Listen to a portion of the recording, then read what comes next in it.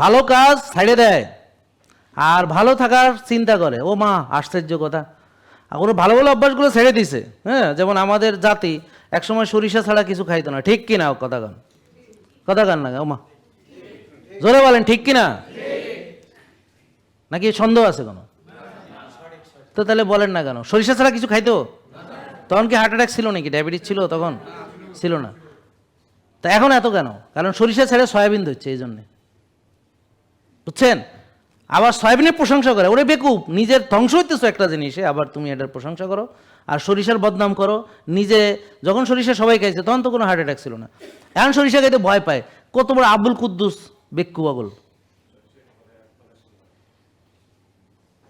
মানে যে যা কয় তাই বিশ্বাস করে, কিন্তু এটা ভাবে না যে আরে গ্রাম বাংলা আবহমান এত বছর ধরে তারা খাইছে, কারো কিচ্ছু হয় নাই, আর এখন আমি খাইয়ে আমার সমস্যা হয়ে যাবে।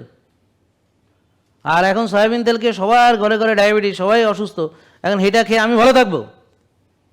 মানে মানে কীরকম, মানে নিরেট তাদের, মানে জ্ঞান বুদ্ধিহীন, মানে তাদের চিন্তা ভাবনা এবং আচার আচরণ আর কথাবার্তা, আপনি অবাক হয়ে যাবেন।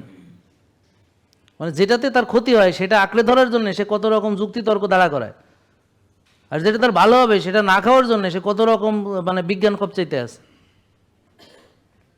আপনি চিন্তা করে দেখেন।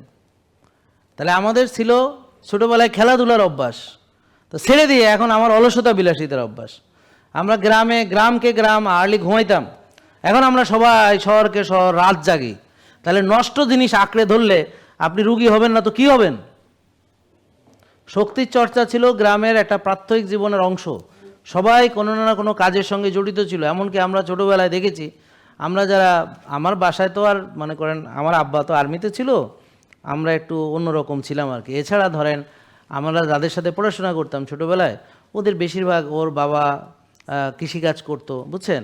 তো ওরা ওই যে ওই স্কুল থেকে যাই আবার জমিতে খাবার টাবার নিয়ে বাপের কাছে যাইতে হতো, আবার কামলা খাটতে হতো, নিজেরাও কাজ করতে হতো। আমরা ওদের সাথে যে কাজ করতাম আর আম্মা বকা দিতে, তুই কেন যাই, তুই ওদের সাথে ধান ঢুকাইতে আসিস? মানে আমরা তো বন্ধু বান্ধবের সাথে মিলে, হেরাও যায় আমিও যাই, তাই আমি কাজে তুই কি জান, তুই কি কামলাবি, মানে বলতো আর কি। হ্যাঁ, ব্যাপারটা বুঝেন নাই? তা আমরা যারা তো এই জন্যে সবাই ছোটোবেলায় কাজ করতো, সোজা কথা হলো কাজ করতো, ঠিক করতো কিনা বলেন?